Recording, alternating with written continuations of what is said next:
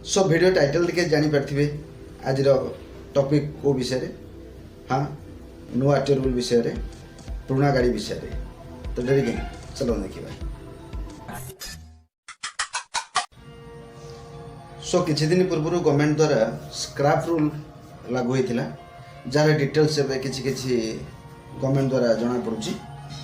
सो जो रूल्स है गवर्नमेंट अनुसार पुराना गाड़ी आउ मार्केट रे न चलने रूल्स स्टार्ट होती जमती कि आपंकर दिल्ली एनसीआर थिला 10 वर्ष 15 वर्ष आपंकर डीजेल गाड़ी 10 वर्ष तापर गाड़ी बंद हो जाउछि एवं पेट्रोल 15 वर्ष तापर बैन हो जाउछि।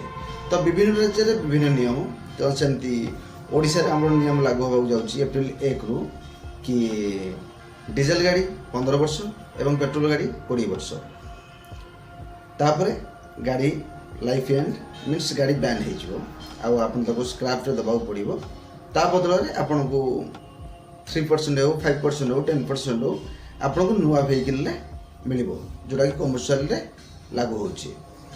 तो जदि कमर्शियल व्हीकल आपंकर 15 वर्ष बैन हम 15 वर्ष पर कौन कर 15 वर्ष पर भी ऑप्शन दि जाउछि।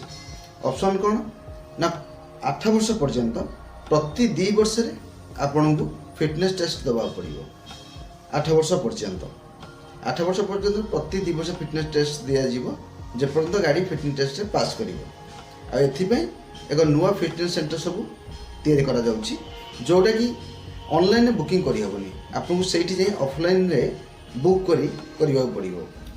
आ 8 वर्ष पर प्रति वर्ष आपन को फिटनेस टेस्ट दबा पड़िबो। जदि फिटनेस टेस्ट हैला त आप री-रजिस्ट्रेशन करि परिबे। जदि फिटनेस टेस्ट पास न होचंती ताहले से गाड़ी बैन हो जीवो एवं से गाड़ी के आपन को बाध्यतामूलक स्क्रैप रे दबा पड़िबो।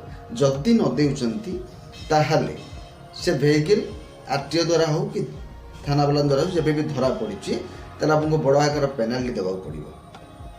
द्वितीय कथा प्राइवेट व्हीकल कौन होची आपन को 15 वर्ष पर आपन को टेस्ट दबा पड़ो। जदि टेस्ट पास होचंती ताहले री-रजिस्ट्रेशन हम।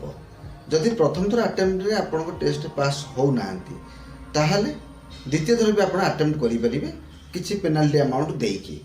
द्वितीय थर पेनाल्टी अमाउंट देइला पर भी जदि आपन फिटनेस टेस्ट रे पास हो नांती ताहले आपन को गाड़ी संपूर्ण रूपे बैन करा ही जीवो एवं स्क्रैप रे बिकिया पई आपन को लेटर लिखि आसीबे बाध्यतामूलक रूपे स्क्रैप रे दबा को बाध्य। जदि आपन न देउचंती ता पर भी गाड़ी चलाउचंती ताहले निश्चिंत रूपे आपन को फाइन दबा पड़िबो। ता सहित आगु आरो किछि